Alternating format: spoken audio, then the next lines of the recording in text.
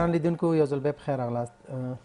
پارسا صاحب که تاسو په افغانستان کې د قابله او د مشکلاتو په اړه په تفصیل سره معلومات راکړئ چې دوی کومه ستونزې لري او دوی دپاره باید څه کارونه نور وشي. تشکر. فعلا تا جایی که ما خبر داریم البته مسلک قابلگی یکی از مسلک‌های بسیار مقدس و با ارزش است، ولی متاسفانه ما دیده میریم که اکثر قابله صاحبایی که فارغ شدن اینا رجوع به مسالک دیگر کردند و مشکل اساسی و عمده دیگه که امروز پروگرام قابلگی روبرو هست او نداشتن یک کانسل یا شورا هست که کانسل از تمام کارکردها از تمام برنامه های قابلگی ارزیابی بکنه. در دیگه دنیا خوشبختانه اونا کانسل خود دارن، اما متاسفانه در افغانستان همچی یک کانسل موجود نیست که در این قسمت ما توجه محترم وزارت صحت عامه، وزارت محترم عدلیه و وزارت محترم تحصیلات عالی را خواهان هستیم. مننه. پارسا صاحب که په دې اړه تاسو یادونه وکړئ چې هغه نجونې چې قابلګۍ ته مخه نه کوي هغوی داسې فکر کوي چې قابلګي خو داسې په روغتیا کې کوم خاصه ونډه نه لري او موږ به څه وشو کولی یا ونه شو کولی. هغوی ته تاسو څه یادونه لرئ؟ هغوی دغه برخه کې څه وکړي څه ونه کړي او که تاسو په دې اړه هغوی ته یادونه وکړئ چې دوی دپاره څه شته؟ من هم من حیث یک قابله افغان افتخار میکنم که قابله هستم، ولی ارزش مسلک خود باید درک کنیم. او دخترایی که از قلب و از احساسات قلبی مسلک قبول کرده باشند پیام همی خواد بود که ادامه بدن به مسلک خود و بیشتر هم اشاره کردم که ما توجه جدی وزارت محترم صحت عامه و وزارت محترم تحصیلات عالی را میخواهیم.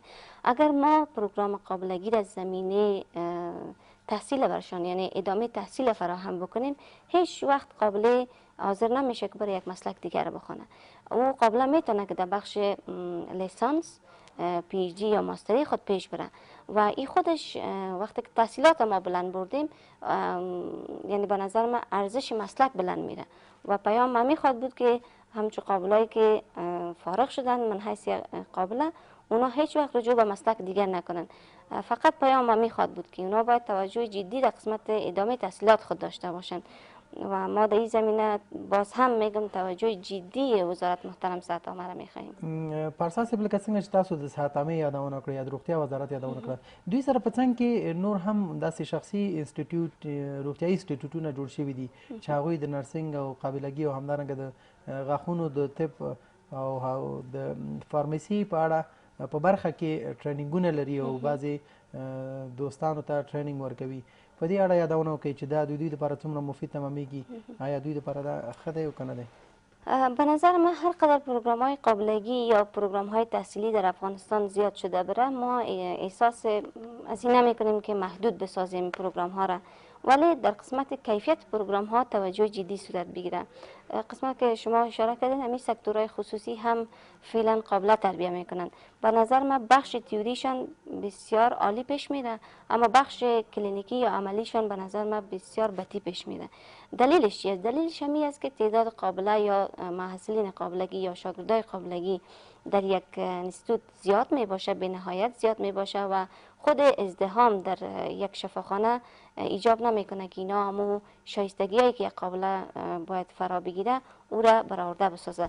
بنان به نظر من پروگرام های خصوصی یا سکتورهای خصوصی از لحاظ تئوری بسیار عالی پیش میره، از لحاظ پرکتیس یا ساحه عملی به نظر من توجه باید صورت بگیره که فعلا قابله ها او شایستگی هایی که توقع از پروگرام قابلگی داریم با او توقع ما یعنی جوابگو نیستن.